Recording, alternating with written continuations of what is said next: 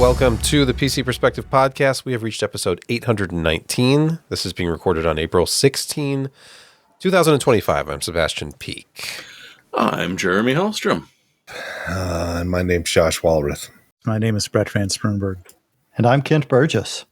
Yes, we're back. We have an exciting podcast for you guys. One of the most anticipated graphics launches in decades just happened. And we're going to talk about it. But first, let's talk about you, patrons. Well, we want to thank each and every one of you for supporting the site. And you can join this exclusive club of podcast patrons at patreon.com/PCPer. We have to shout out a couple of people this week, don't we, Brett? You know, we sure do. I've mentioned S. Ogden before, but we're going to mention them again because this is an option open to, well, pretty much anyone. They could up their patronage and be like S. Ogden. Much appreciated.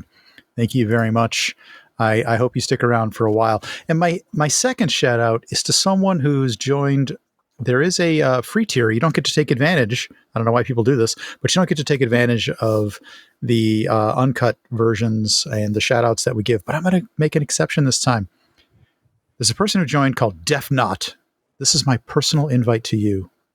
Become a paid member. Take advantage of all of this. I thought I'd throw a personal invite out there. Hey, Take advantage of us. Take advantage of us. It's like a cold call. Every week, It is. we will just shout out random people. Hey, True. you. And I'm going to start emailing you every day. I dipped deep into the random when I went, this is a free member who doesn't see anything. Might as well maybe they're watching. See what happens. Is it Def Not from The Fifth Element? Was the leader of the alien gang of hunters? Oh, You know, deep cut. I don't know. I think you Anyway, might be right. But no matter what, none of them asked what that little red button was for. None of them. no, they did Nope. not. But they did press it. All right, we're going to press the burger button now and go to Josh in Laramie, Wyoming for a food update. Burger. This is called the peanut butter hog, which I don't know where it comes from, but maybe it's because it involves peanut butter and bacon. Yes, it's entirely what it is. It is a single patty burger with crunchy peanut butter that is piled on top of candied bacon, and then there are pickles underneath. It's you'd think it'd be kind of a dry burger, but it's not. There's enough stuff on there that made it really interesting. You can see that creamy peanut butter just popping out from underneath, and thick strips of candied bacon.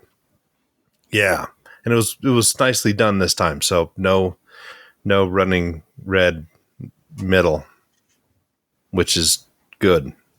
But anyway, yeah, it was a nice surprise. It was not overly heavy.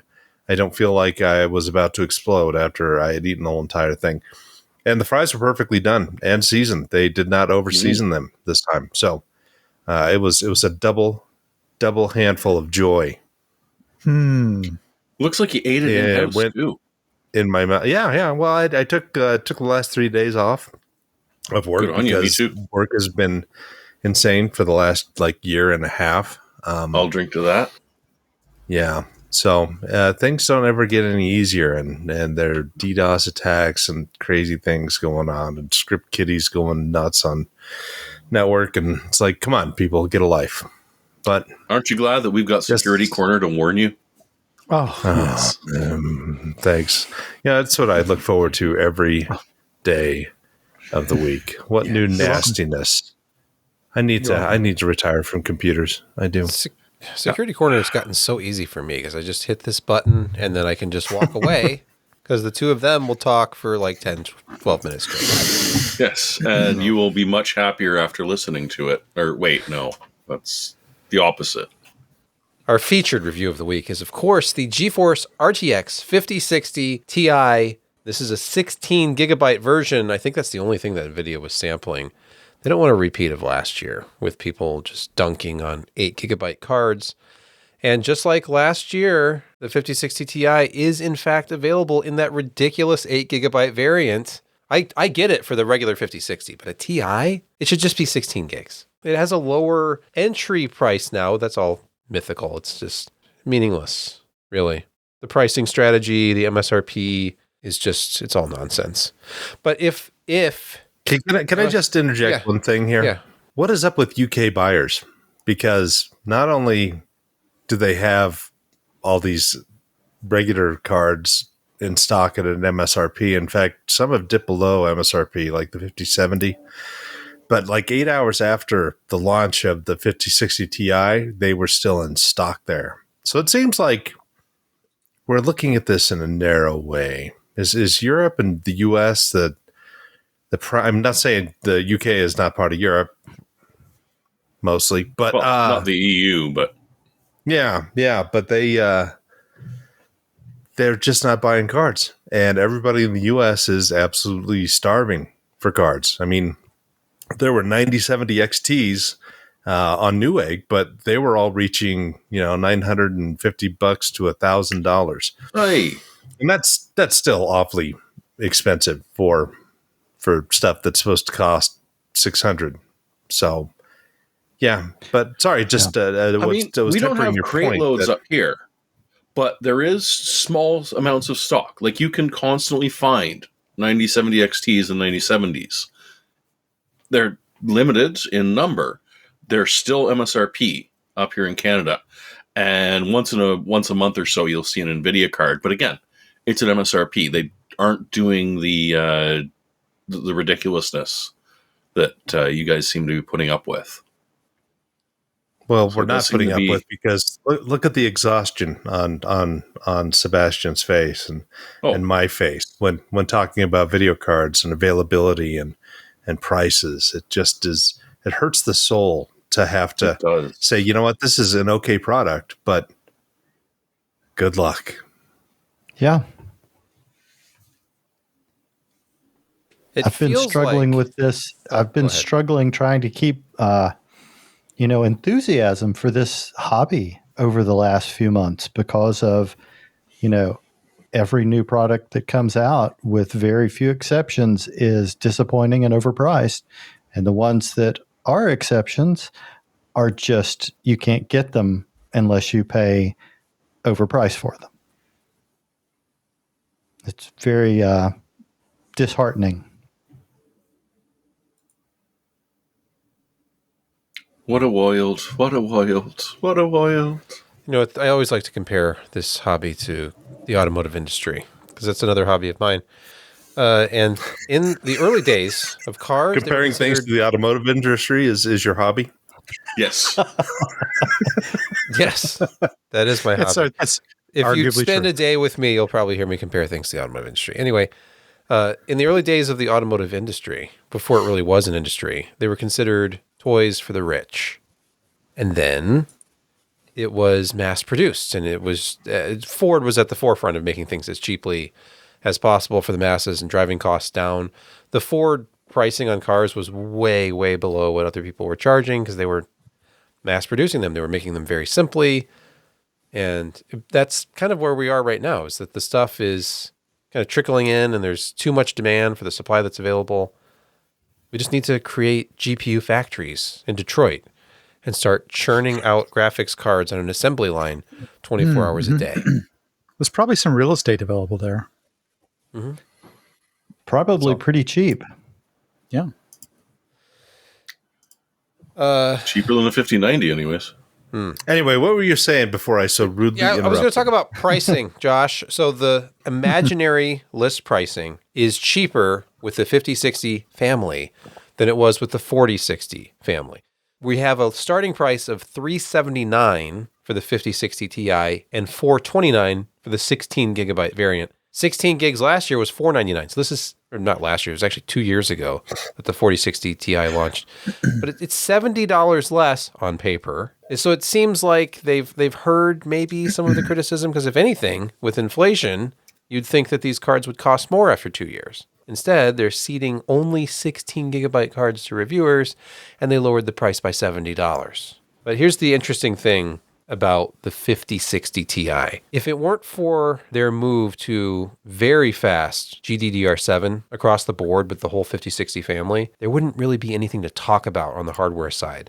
It would all be DLSS4 and frame generation. These are largely the same card over again. There's a slight difference in like the SM count. It's up by 2, slightly higher CUDA core count, a few more tensor cores, and theoretically more ROPs. But the memory data rate is huge. It was 17 gigabit per second for the vanilla 4060 and 18 gigabit per second memory with the 4060 Ti last time. It is 28 gigabit per second GDDR7 across the board. That's an improvement of up to 288 gigabytes was the max before. Yep. This takes it up to 448 gigabytes per second for all the new cards. They're seem positioned on paper to be a lot faster. I guess not every game takes advantage of memory bandwidth in the same way. But just looking at a few results here, there's better reviews out there, and Tech Power Up has, I think, 6 launch reviews this morning. Let's just look at Steel Nomad. This is 3D Mark's latest and greatest graphics benchmark. The 5060 Ti is faster than a 7700 XT, and it is, of course, faster than a 4060 Ti. It's like 20% faster than the previous gen card, but it does not always beat a 4070. Yeah, it does beat it in Speedway, so there's better ray tracing performance.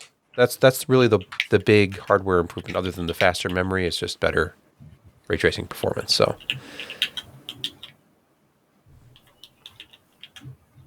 I'll wait for Jeremy to stop typing. Oh, I was, I'll say it because Kelt was sort of saying if it wasn't for the extra 2 cylinders, this would be essentially the same car as last year. Like, yeah, but don't mention the increased gas usage because these cards have a significant jump on the TQP, TRP. What do they call it nowadays? It's not TDP. TGP. Total board power. Graphics. TGP, power. yes. Oh. Yeah, they're up to what, 180 watt? Yep. But you know something? That's a jump. The card that I received, which is a stock, well, I guess it's technically an overclocked card, very, very slightly overclocked card from PNY. It only has one 8-pin power connector, and I haven't looked at all the cards out there, but I think there's going to be more 8 pins this time around. So yeah, PNY was not interested in integrating a 12-volt high power on a card that only needed one 8-pin. So I applaud. And have you seen some of these PCBs on these cards? They're absolutely shockingly tiny. And not only that, Gigabyte has one that, because it's a by 8, you don't need a full by 16 slot. So they've actually cut it to a by 8 PCIe interface. So that it's physically half the size. So yeah, it's kind of nuts how much they have integrated into the chips. They don't need other third-party chips surrounding it on the PCB. It's very basic power. You got your memory. You've got your power interface. You've got 3 DisplayPort, 1 HDMI, and very little else on these PCBs. So yeah, if you want to kind of look at a pretty trippy little card, Gigabyte has that super, super, super tiny all right, now PCB. We have to go look at that. It's crazy, and you can kind of understand why they were able to cut the price so much from these, because the bill of materials is relatively tiny. The chip is going to be the most actually the memory is going to be pretty expensive. Yeah. I'm kind of curious how much what kind of deal they're getting from whoever to get this ultra fast GDDR7 in 16 gigs. So it's an interesting improvement. I mean, the 5000 series, and I'm going to be the devil's advocate here. I mean, it is an architectural jump from the 4000 series. It does have better performance. It's got a higher clock speed that can run at, and it doesn't pull as much power per clock as previous generation. So in many ways, it is an improvement, but is it 2 years and you look at it maybe 15% across the board improvement? Maybe that's just where our industry is going, because Moore's law is not scaling. I mean, it's scaling differently than we think, but it's still, we were kind of spoiled for a long time, especially in the early 2000s. Every 6 months, you'd get some kind of refresh that had some significant improvements. And that just, has not been the case. And even after, they'd have refreshes, and then things would improve on the process side, and they could, release a GeForce 3 Ti series that was essentially the same, but just had, improved manufacturing, and they could really crank up the clocks. But yeah, the world's changing. NVIDIA is making billions and billions and billions of dollars on AI chips that are huge, and they are spending a lot of their wafer starts on those because, well, why wouldn't you? If your margins are hundreds of times higher than a snotty-nosed enthusiast like me sitting in my dark office playing video games, I'm not the customer that they really want to reach because I just don't have that kind of money. No, they want to reach day job, Josh. Yeah. Yes. Anyway, as a consumer product, it is faster than the previous gen. It's a lot more impressive of a product than the 4060 Ti was.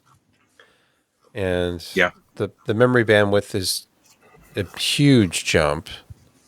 And then I'll just go to Tech Power up here because they had no fewer than 6 or possibly 7 launch reviews this morning, including one on scaling, which is interesting because it's a by 8.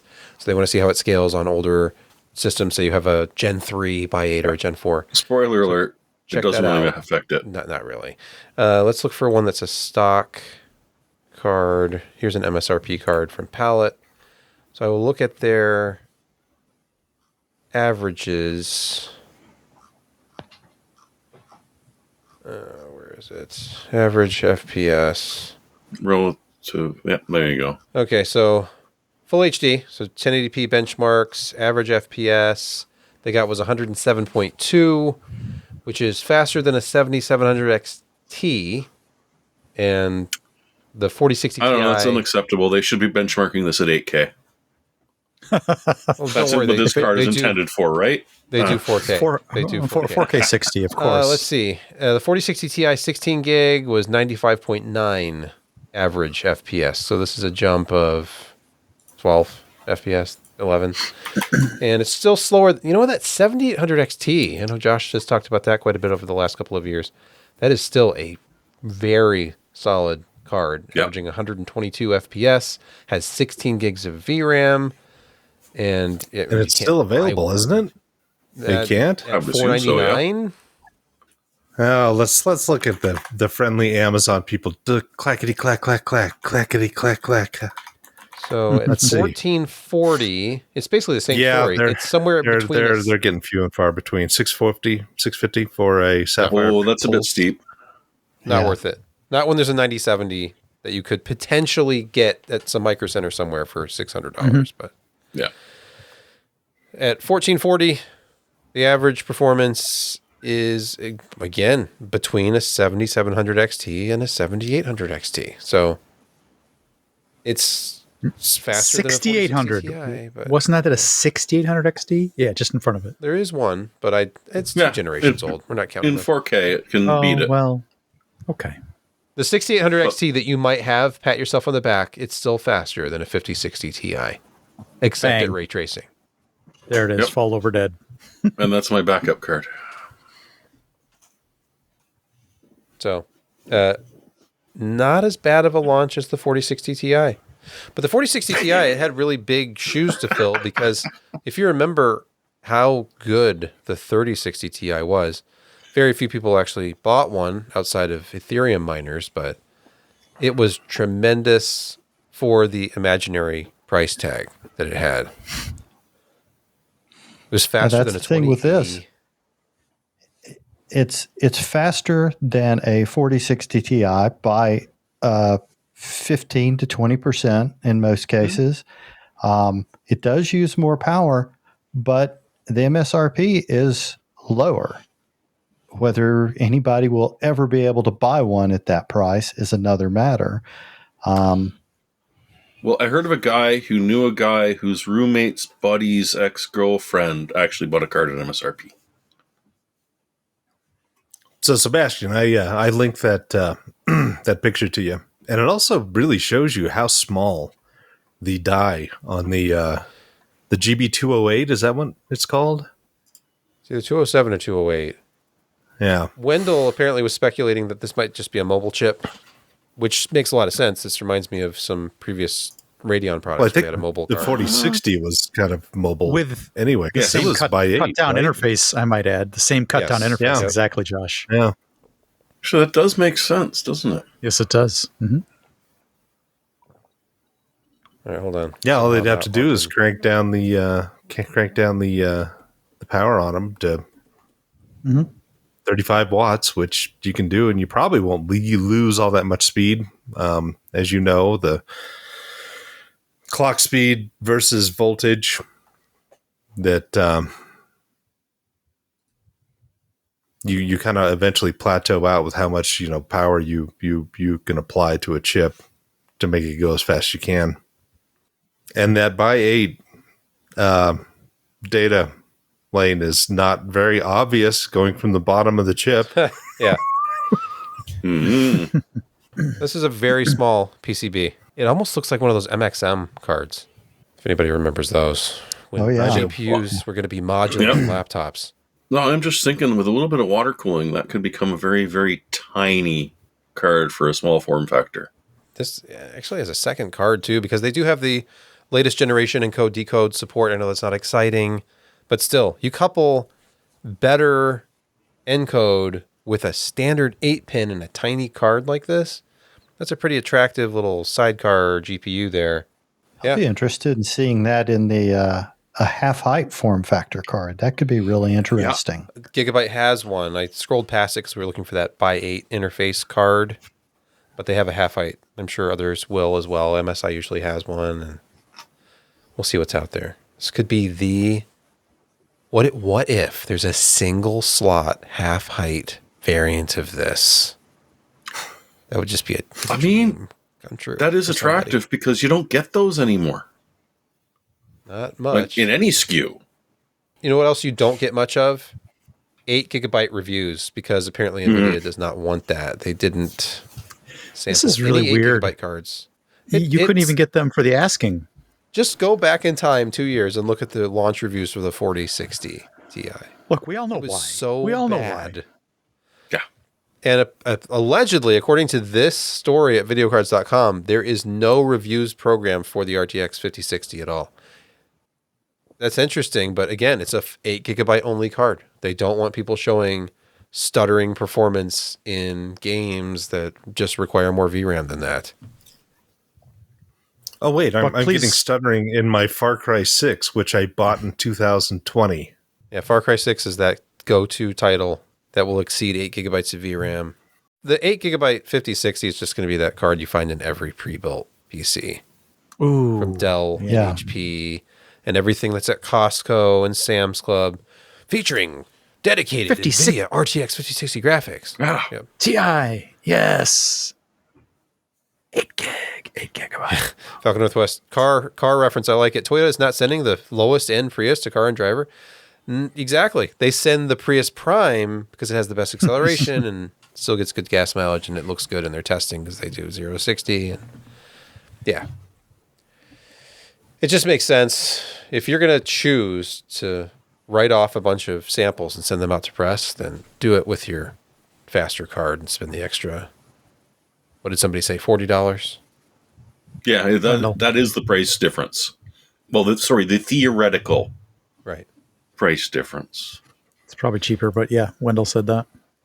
By the way, and go check out Level 1 Techs to see more in-depth coverage of this launch. As we move on to rumors, this is from Tom's Hardware AMD RX 9060 XT specs leak. Surprise. Allegedly. Yeah. Navi 44 takes on NVIDIA RTX 5060 Ti with 8 and 16 gigabyte flavors. Have they learned nothing? Drop the 8 gigabyte version. Nothing. And it looks strange. Well, these are just renders. They had renders like They- this for the last launch and no Yeah. AMD made cards, so But sometimes they put a little more effort into it and make it believably look AMD as opposed to whatever that's supposed to be. Where is the chart? I want to see a specs chart. Oh, okay. Video Cards has it. Let's see here. So allegedly the specs will be...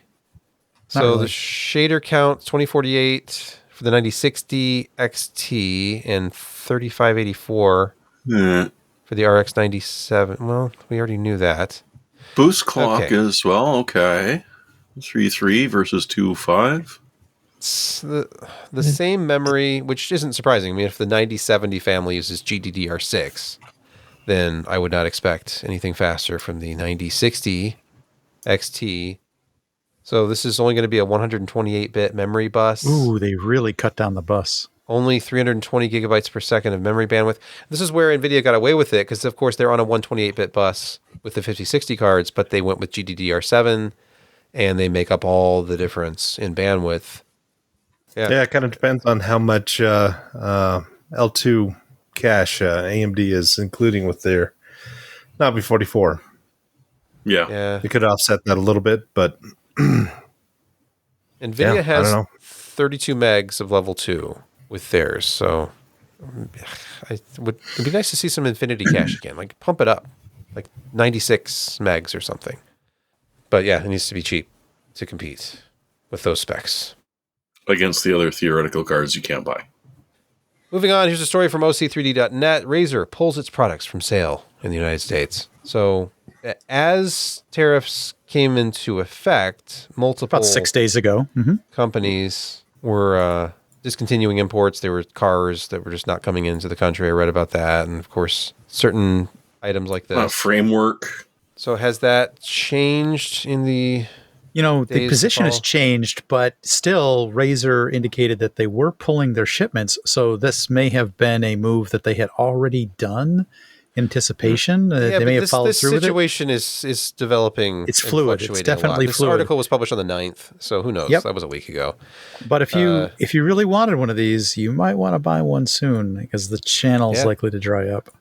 Yes, because the channel is getting sucked dry right now. It is, but there is a countervailing, sort of force at play here, which is the next story. Well, right, because that's what I was saying. Get around potential tariffs, people are because it's all based on the date that it arrived. So they're starting to stockpile in the U.S. finally, instead of just keeping a few weeks worth here. PC shipments are at their highest level in 4 years. So we're matching the COVID bubble with PC shipments. Now, of course, that doesn't mean PC sales, but there's a chart. Stop. Right? I can only get so broke. I saw what you did there. No, I don't want to. I think a lot of sales are going up, not just PC, because people are anticipating this. I know I've picked up several things that I was going to wait on, and now we have 2 giant boxes of Chinese-made bidets sitting in our hallway to our living room that we're not ready to install yet, but we didn't want to pay another 125% on them. Look, like most of you, I also raided my local Harbor Freight for Chinese specials. Yeah. Now, are you just going to install the bidets in the hallway? Is this one of those situations where, No. Okay. I can't make it. Speaking of bidets, Microsoft recall. It's real this time. Microsoft is really going to launch it, says Jay Peters at MSN. So, Oh no, he wasn't the only one. A couple of people backed him up that recall is for real this time. It's probably not going to get recalled again unless it does. Yuck. But no, this is more a matter of Microsoft sticking their fingers in their ear and saying, la, la, la, I can't hear you, but at least we'll make it opt-in. So the snapshot that we've been mostly poo-pooing because it's literally taking screenshots of everything you do and might, totally capture that bank password that you just put in there and save it in a questionably secure location. Now at least it's opt-in, whereas before they were, nope, this is the default and it's actually going to be difficult to opt out because we don't want you to, because we know better than you and you're going to do horrible things. And you're going to need to remember what you were doing a couple of weeks ago. So this is essentially the only real change that they did, was to say that, okay, you have to turn it on. It's not automatically on. But other than that, nothing else has changed that I saw. This is going to do for Windows what Vista did, because whether this is really all that bad, there's always Microsoft apologists out there who will explain why this isn't just some cash grab from Microsoft, because, you know, imagine the possibilities when you're monitoring every single thing that happens on the computer screen at all times. Mm-hmm. There's so much user data that can be mined from that. Yeah. But it's going to create negative feelings and negative perceptions even among the people who are not very technical. And they're going to be asking a lot of questions. There's going to be a lot of privacy concerns about this. It doesn't matter if you use Brave browser and block every ad. If they're looking at every single thing you do, then the operating system... I feel really, really bad for them. Because you don't want to know what I do. No, we don't. And we'll leave it at that. I think. Yes. Moving on. So if you don't move to Linux, then get a Mac. Or continue running an older version of Windows, because once this becomes the standard, because of course it'll be opt-in for now. Yeah, it is opt-in as far as I know, Jeremy. This is opt-in. Remember, it was opt-in that was before, a big change and it was they still made. enabled and running by default in the background. Mm-hmm. So it sounds like it's not. I mean, if you look and the process is running all the time, do you trust that Microsoft? Oh, that's just a placeholder. It's just for if you do opt in at any time during your session.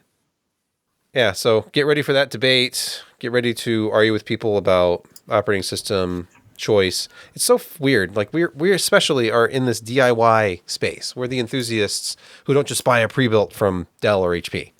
Okay, well, we all go to the same trough for our OS. We all, except for this very, very tiny percentage of the elites who run an alternate operating system. So for the mainstream, for 90+% of people, they're running Windows.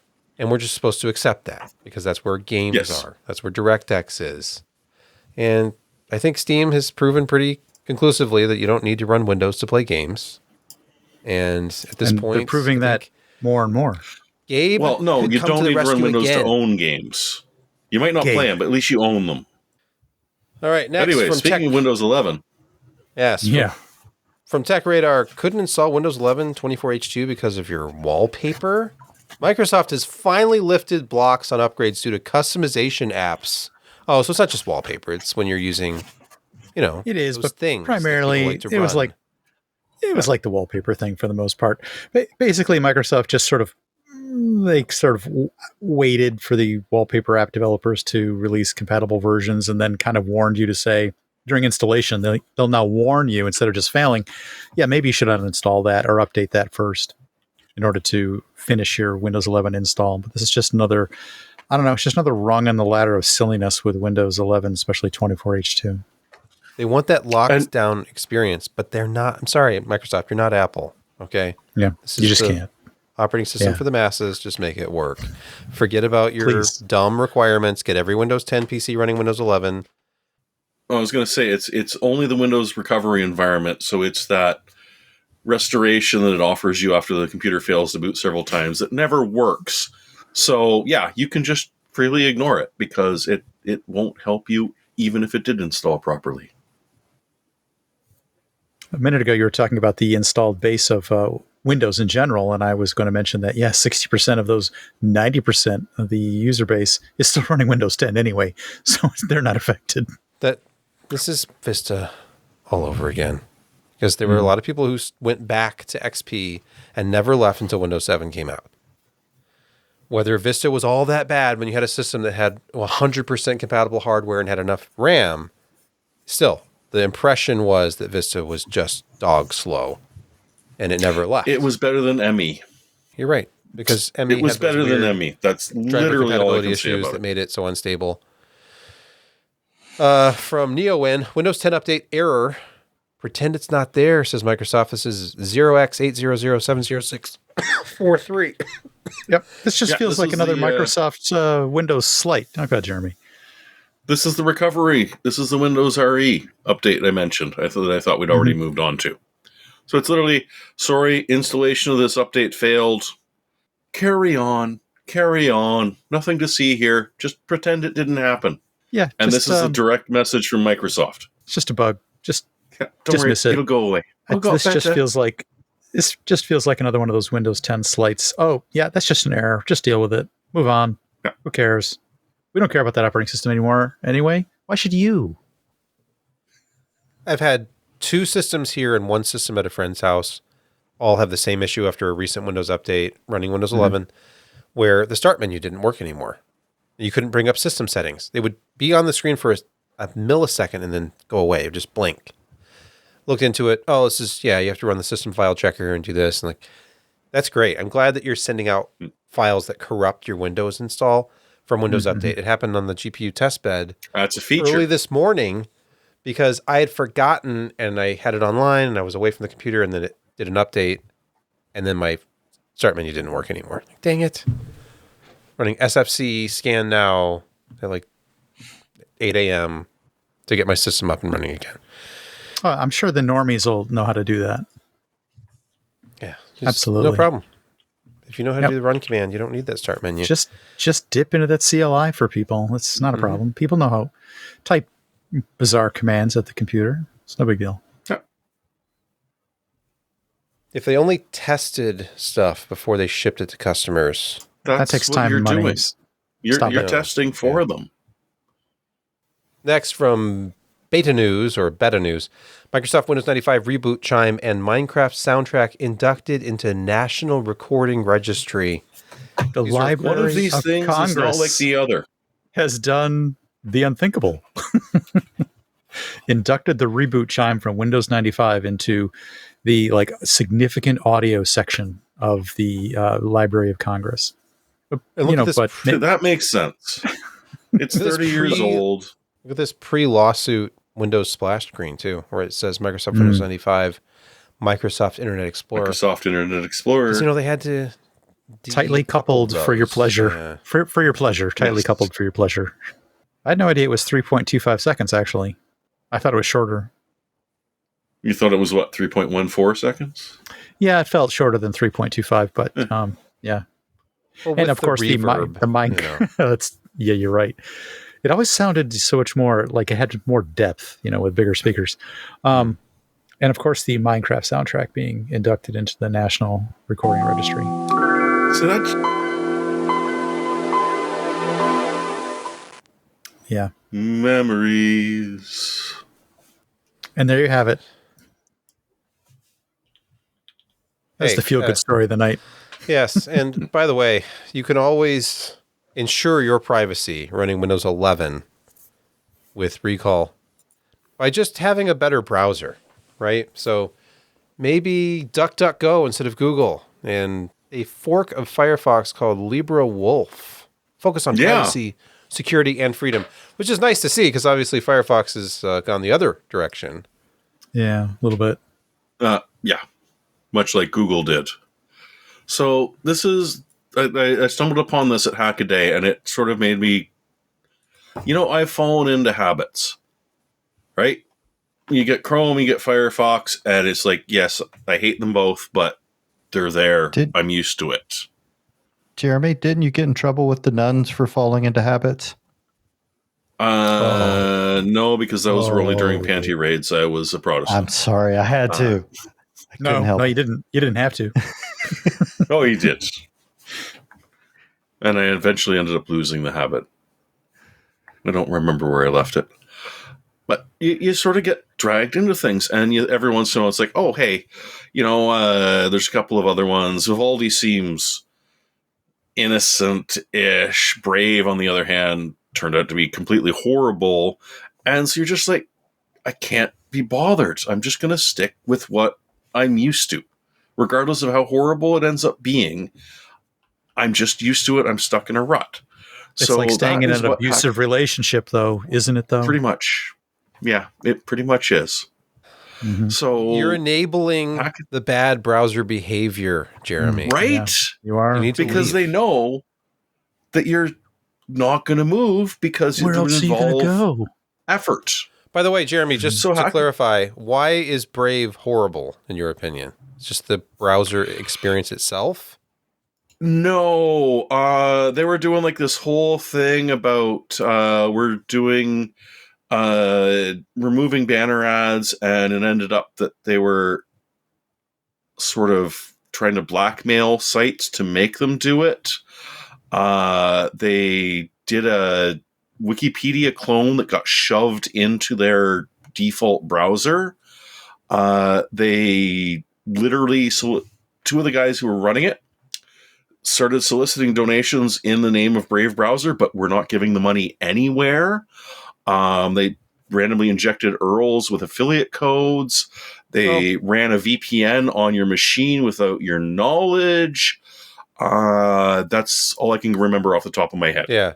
I just wanted some clarification for the listeners, because that is the darling That's fair. app. It's DuckDuckGo and Brave, and that's what you'll hear from everybody. And don't use Brave. They're worse than Brave Firefox at this point. DuckDuckGo proponent.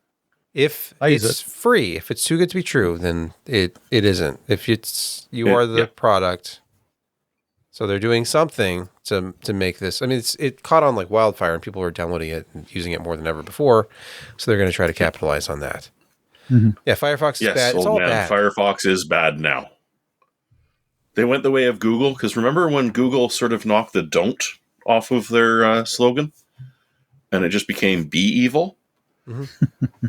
So what Hackaday tested out, the Vivaldi, which has been around for a while, it's not based on the Opera engine, but it sort of still looks like it. And yes, LibreWolf, which is a forked version of Firefox, completely divorced from the Mozilla Foundation, which is really trying to promote privacy and not screw you around.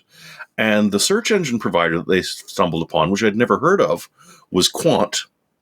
QWANT. It's out of France. So all of the EU GPDR protections immediately apply just by default. And they just literally don't track anything that you were doing on it. And apparently provide relatively good results.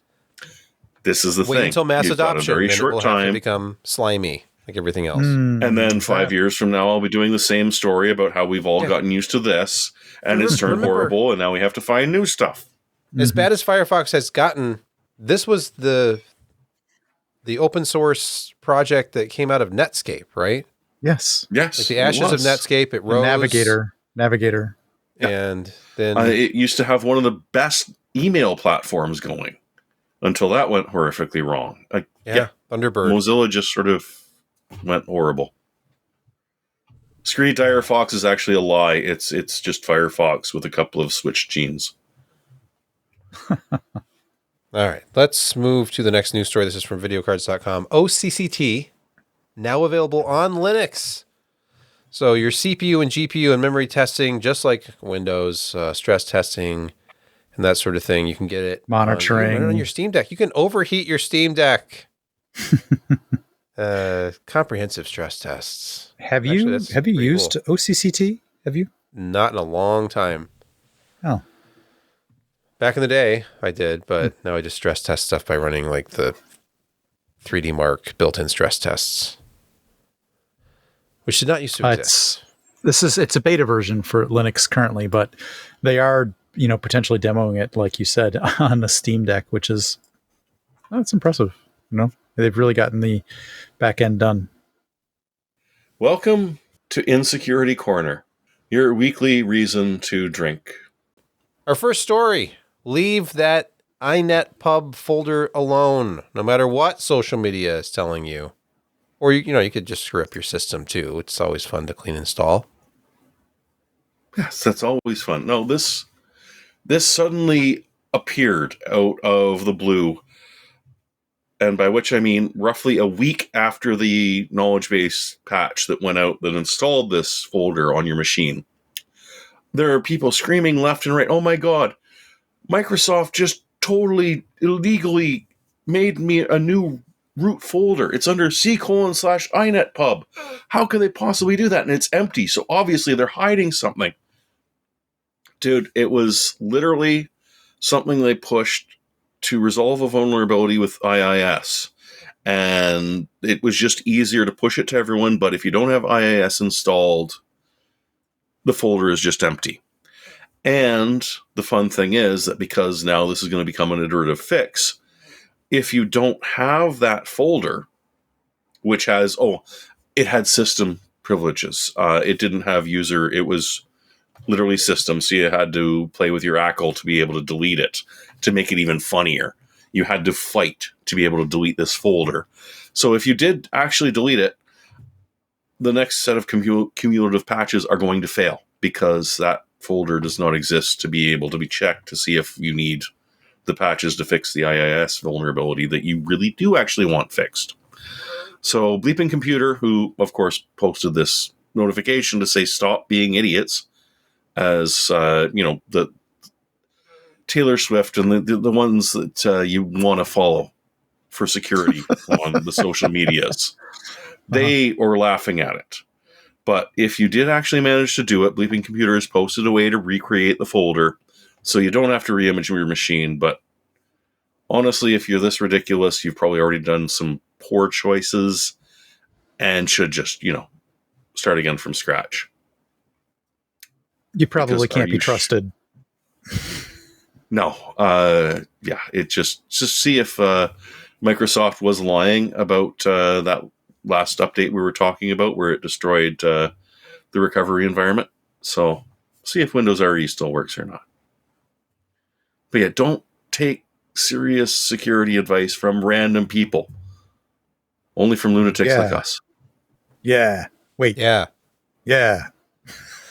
All right. Sticking with Bleeping Computer, the next story, Fortinet, not Fortnite. Fortinet. Hackers retain access to patched FortiGate VPNs using symlinks. This was a story for way too long with an adverse malware. And they still haven't fixed it. Remote code. It was allowing accessibility to hackers, and then they could spread to your network and eavesdrop on your traffic. It was pretty bad, and this has a special amount of this hurts badly because this is a VPN device. Virtual private network encrypted transit device. So it hurts especially bad to see these. And not a super cheap one like you're using at home. No, this is... Yeah, it's not a software. Expensive. Yeah. There's this real Fortune Plus companies are using these. Yeah. Is this not a fail of the patch that they provided to fix the Symlink issue that was failed to be patched the last time? So, isn't this a third fail in a row on these? I feel like this has been patched a couple of times, but they're still talking about a drop in a particular language directory that would allow what they're calling a symlink ability of the remote malware vendor authors, however you want to put it, operators, that they still would retain read-only access to your device if you didn't clean these out. So it's a partial fix because it's been symlinks for the last 3 major FortiClient issues. It will still allow them to maintain read-only access to your root file system, which can be bad enough simply due to the amount of logging or excessive logging that these devices can generate with potentially private information, being dumped into those logs. Yeah, because that's the whole idea is that you want to be able to use the FortiGuard firewall log to see what people have been doing, to see what happens. So they're logging. And so giving random people read access to that is, that's just brilliant. You don't worry about it. There was an email that went out to these FortiGate operators, that was titled, that had a situation attached to it. If you've gotten one of those emails, definitely pay attention to it. They've got an operations center on 24/7 standby with a phone number if you need to call them for administrative assistance. I'm pretty sure my buddy Adrian got that email. Yeah. Sad story, but still true. Even though you fixed it, it's still not fixed, which is unfortunate for a lot of different malware. Next, via the Telegraph, courtesy of Yahoo News, Russian cable attacks threaten to cut off the world's internet. We've been warned.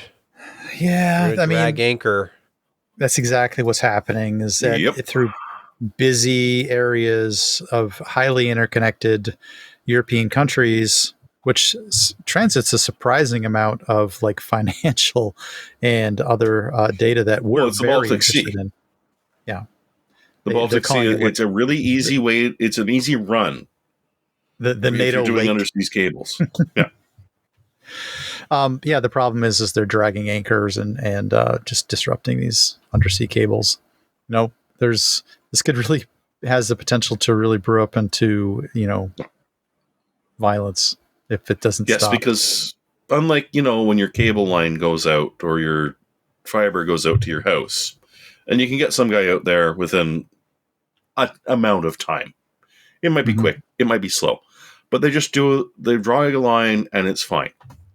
We are talking about fiber optic cables as thick as your thigh that now have to be rerun and dropped hundreds, if not thousands of meters to the sea or dredged floor. up and depends on the type of cable, but you can dredge them up and pull them together and attempt to repair them, or I don't know how deep they are in that area, but I don't think the Baltic they're Sea is that diveable. deep, but still, I wouldn't want to be the guy trying to repair the underwater cable in a dry suit. Like, there's a lot of stuff going on in those things. Yeah, there's a lot of pressure involved in that job. Yeah. Not to mention, I believe there's a war going on right in that area as well. Yeah, huge pain in the butt for this sort of thing. And I mean, these are not idle threats. It's already happened. But what essentially, if I'm doing this right, about 500 cables or so are going through there, which carry about 95% of the internet in that chunk of the world. Mm-hmm. And if that goes out, well, all of a sudden your ping rates are going to go way down because it's got to detour and go through other places that might also be dredged, because China's been accidentally doing this too. Luckily, we invented the internet to route around all damage. Yes. And sometimes it's not physical. Sometimes that damage is just suppression of ideas. But in this case, it's definitely physical and expensive, and just, come on, guys, leave it alone. Just leave it alone. But don't leave your browser alone. If it's nagging you about an update, update it. You have to. If you're still running Chrome and Firefox, you need to update it. Because there's severe vulnerabilities. And those little things that pop up that say, download update now? Like, no. And these weren't the ones from yesterday. These are brand new today. Of course. It's a new day. It's a new 0 day. Mm-hmm. Critical and high severity vulnerabilities. It doesn't even matter what they are. It doesn't matter. All the platforms, Windows, Mac OS, Windows 10, Windows 11, Linux, everyone. Update that browser. Memory corruption, remote code execution, or switch to a different browser. Well, but this is one of my concerns about switching to something like LibreFox, like we were talking earlier. Mm-hmm. What is their patch schedule like? And can they react this quickly when they have a 0 day? Because if you're using the same engine, the chances are you are as invulnerable as they are, but do you have the team to actually update that quickly? Is your security worth your personal information? Or wait, why do we have to make that choice in 2025? I mean, there's local file system reference sanitization that's not being properly happening. There's /temp file inadvertent upload with contents, and there's a lot of potential data that is being stored on your system in the temp tree that has which very they're private and secure like crazy. Data. Mm-hmm. Mm-hmm. So upgrade. I mean, do it right now. I mean, let's stop the podcast for 5 minutes or so, and allow everybody to upgrade and then come back. I'm just kidding. You can wait. No, don't. It's okay. You can restart the browser. It'll just come right back. You turned off the whole movie. He turned everything off. Oh, I thought you were serious. Okay. All right, we're back. I am sort of serious. Kind of we are. Yeah, it's... But yeah, do it quickly, soon. All right. You know what else we're going to do quickly? Without fail. Soon? What? Without fail, Insecurity Corner every week makes me wish that someone would just destroy all the cables for the internet. What are you, a communist? Well, the Russians and the Chinese are helping you out. Wi-Fi. Yay. You say that, and then the games that you own wouldn't work because they couldn't phone Yes, home and make sure that you. Yeah, Ha ha ha. They're phoning home to where again? exactly. My entire offline library. anything from GOG that I have installed will run. That's true. That's why we GOG love is the GOG. one We true love way. GOG. In GOG, we trust. It's so satisfying to run benchmarks on games I installed via GOG because I don't have to be connected to the internet. I don't have to worry about Windows updates sneaking up on me. It's glorious. I'm now glad that I added that story to the bottom of Gaming Quick Hits now. And speaking of gaming, You did quick add a hits, story. Yeah, let's talk about gaming. Game Rant has a story about April 22, which is going to be a big day for D&D homebrew creators.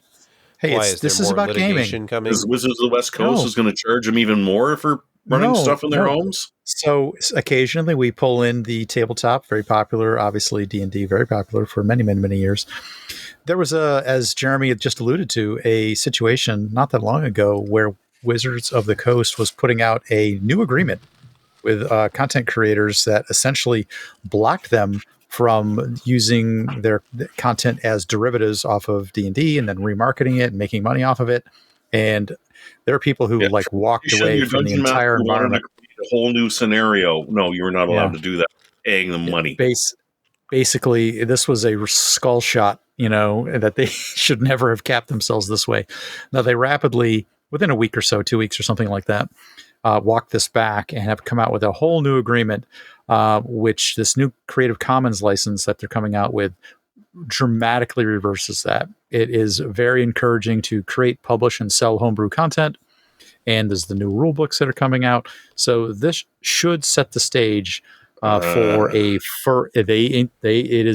supposedly tightly worded, a forever completely free and protected environment for your derivative content that you're marketing and reselling that's based upon their initial content. I'll trust that as far as I can throw all of the old books that I have for D&D and AT&T. WOTC has had a rocky past in this regard, so I'm hopeful. You're being far too nice. Far too nice. Yep, I would agree with that statement. I might go so far as to say they have almost destroyed the great system that used to be D&D. There is some truth to that, yes. Yes, they have. But now it's so mainstream. You can go into any Target or Walmart and buy D&D stuff now. Yeah. That's only because people realized it's not satanic. This was 2 years ago. 80s. This was the gaming license controversy was in 2023. Yes, it was. I thought it was 2024, but it was quite a while ago. No, it was 2 years ago, and it was utter and complete just crap. Whoever the idiot was that came up with that, and I remember his name, I just can't think of it off the top of his head. Was it Jeremy Crawford or Chris Perkins? Because the two of them left. Chris, it was Chris company. Perkins. I know what we'll do. We'll just, because it's not fair that these people buy the rule books and then just imagine a game. No, we're going to have to charge them for that imagination too. Is it any coincidence that they're spending more time with their family and no longer with the company? Hopefully their family can't stand them either. Don't often wish ill on people, but... Sticking with Game Rant, Insider gives update on possible Fallout 3 remaster release. The trend continues in the industry. There's nothing new under the sun. It's sequels and remasters. Remasters. I mean, I enjoyed the game. I'd like to see more of it, but unfortunately, it's not going to happen for a while. It's sort of the bottom line. TLDR, don't hold your breath. It's going to be a while, like years. Yeah, play Fallout London instead. Yeah, play Fallout London. That's the short answer on this. It's supposed to be gaming quick hits. That's it. I like how this whole story is based on a reply on Twitter that says, it'll be a while before we see it. We've had major stories built off of less. Well, the Oblivion remake may be coming out in May. Yes. Oh. And they're using redoing Skyrim. Apparently. No. Yes. This is a actual studio that Bethesda is working with to actually do it. So, which will be interesting. Be kind of exciting, yeah. Yes, it is, and Oblivion was working with the guys doing Sky Oblivion as well, redoing it in the Skyrim engine, which is still pretty much the same engine, just has higher polygon counts. But they're not getting rid of that. So there'll be 2 Oblivion remakes in the very near future. I just hope they got rid of that conversation wheel, because I got bored trying to pump up my speech by getting the reel right. Oh, I've forgotten that mechanic. Do you remember it now? No, don't want to. I've obviously memory hold it. Next, Mass Effect fans can snag 8 graphic novels and 3 art books for $9. The Mass Effect book bundle from Fanatical. Just a couple bucks. I know I have fallen victim to getting extra content. So this is Mass out of Effect graphic 4? novels.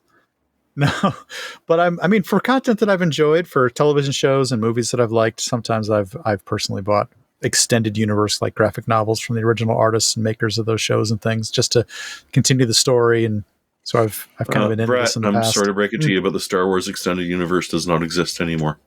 You know, I own so many of those books, to be honest. I kind of wish they still were. I very much enjoy them. Yeah. But anyway, the point is that this is a pretty good deal. And if you enjoy this Mass Effect as a universe, it was very well developed in the gaming environment. If you want to see some more stories set in that space, literally.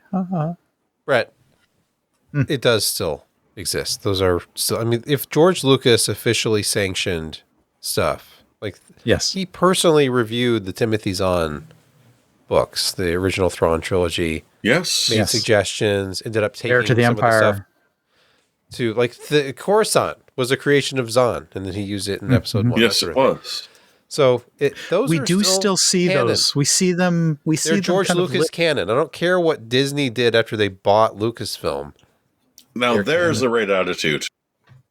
The 3 Han Solo books. I loved those. Oh, the ancient ones? Han I've Solo got them in Stars omnibus edition. Yep. You do. Trying to remember the other I've two. got a hardcover with all 3 of them in it. Nice. Oh, by the way, you don't own anything. You're just renting it. You need to get comfortable with that. You never owned The Crew, says Ubisoft. Players are suing, but sorry, you just rented it. You just had a license to play it until we took the license away.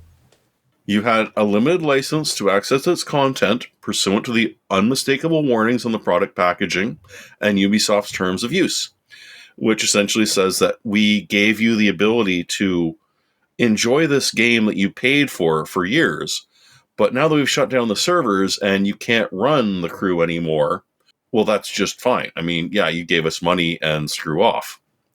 And the problem about this is it could balloon. If Ubisoft actually makes this acceptable, that, boom, you've played The Crew for about 10, 12 years or however long it lasted. We took the servers offline and it was an online game, even if you were racing against yourself. So you can no longer play it. And, you know, as was said, players are taking them to court, but Ubisoft is saying no. Straight out, we said all you're doing is renting a temporary license to be able to play this game, and when we don't feel like letting you play it anymore, we can just take it away. If they win, and honestly, there's an ungodly chance that they will win this, it means that just about any other game can sort of say that, you know what? Thanks for the money, but we're bored of you. So long. Thanks for all the fish. Goodbye. You can't play anymore. And that would be really, really annoying for a lot of games. Even the single-player games that you still have to be online for that we've mostly come to terms with. Yes. Again, we trust in GOG. Yes. Let us move to picks of the week. Josh, please get us started. You caught me totally unaware. So I've been getting kind of just bored with a lot of the regular games. So I've gotten back into racing, and I finally took the dive and started modding Assetto Corsa. And even though that game was released in 2014, the community has done some amazing things in terms of shader quality, environmental effects, weather stuff, cars, tracks, all of these things that you can add. Until you're not allowed to play it anymore because you don't own it. Well, something like that. But they keep selling them, and there's still, DLC, and there's a huge, huge community around it. And they're not looking to do anything with that for a long time. They've got a Assetto Corsa Competizione, and now they're coming out with AC Evo. But this one still is it's a solid racer. Good physics, wide variety of tracks and cars, and it's if you start using the content manager mod, it makes everything so easy to get your settings going, set up different hardware, choose tracks and cars far easier than going into the game itself. So I recommend for $14, it's a good buy, and it's many hours of a thriving community that you can interact with and download all kinds of free stuff. So yeah, that's my pick. Plus, at least you can buy racing gear now, and there's some really good deals out on racing gear. So if you want to spend money on tech, well, there you go. Josh, are you saying you would download a car? I would download a car. In fact, I've downloaded multiple. Thank but you. I'm allowed to. First and medium. Thank you. Thank you very much. Jeremy, your pick this week.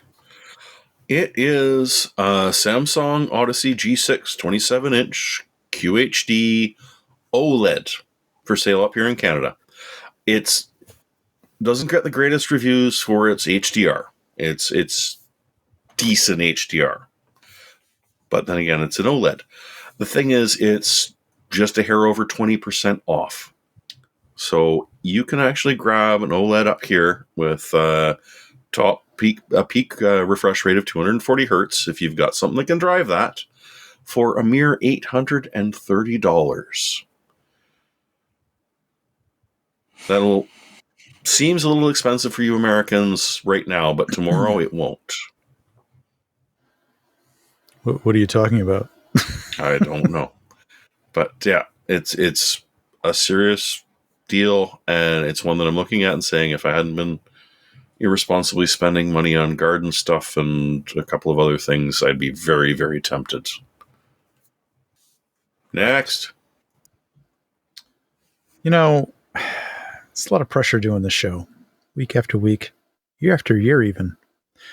But sometimes, every once in a while, out of the woodwork, you get a note of appreciation beyond the Patreon members, which we know we appreciated. And our members talking to us in the chats and the channels. I feel the appreciation. But sometimes, every once in a while, you just get, oh my gosh. You want more? The world has noticed. The You're world has hungry for noticed. more validation? Hungry for more validation. And then we get it. Suddenly, the pressure's on. Now, Broken Silicon, number 1 on the feed spot list of 10 best computer podcasts, The Full Nerd.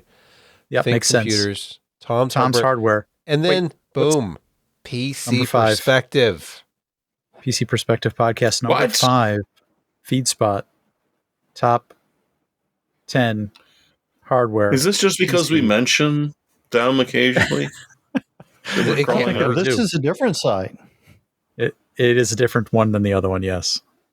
We moved up that other list, by the way. We were 30 and we were something like 19 or 20. But yeah, I despair what the world is coming to. FeedSpot has put us in the top 10 at number 5.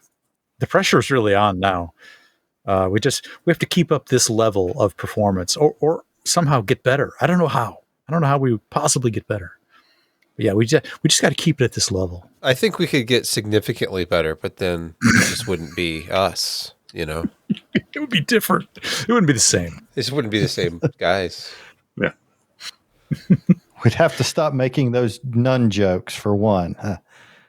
Oh, bite your tongue. Falcon That thing Northwest. that got cut. that we're Did you not see going the to. Falcon Northwest? You beat the WAN show. Was that ever? Not recently. Okay. Of course. Kent, your pick this week. So again, with the despair of affordable hardware, how about something useful for around the house? These are it's a pack of 6 magnetic under cabinet lights, but you can put them anywhere. The nice thing about these is they actually have a motion sensor, so you can like stick them in a closet. I actually stuck one in the server closet so that when I open the door, I can actually see what the hell I'm doing. They're really handy, and they hold a charge for a significantly long time, especially if you've got them on the motion sensor. They're really only draining much power when the light is on, and they're $30. So I thought it was a pretty good deal, and I've using the heck out of the 6-pack we got. So I have no pick this week other than to end this program before my allergies catch up with me in my musty basement. And I want to thank everybody for listening to this program, watching this live feed, maybe re-watching the feed if you're one of our patrons and you like to torture yourself. It is the end of another week here at PC Perspective, podcast 819. It was a thrill ride. It was, we had highs and lows. We felt feelings. We felt in particular ways. And I had all week for a pick. No, not really. I mean, I had things. I had stuff that I was working on. Family commitments and then graphics cards to test. That I had. NVIDIA's been giving reviewers less and less time. I miss Brian Burke. He gave us like 2 weeks to review stuff, and now we get like a week. It's a very short week. Well, you know, in the immortal words of Hardware Wars, you'll laugh, you'll cry, you'll kiss $3 goodbye. And with that, good night.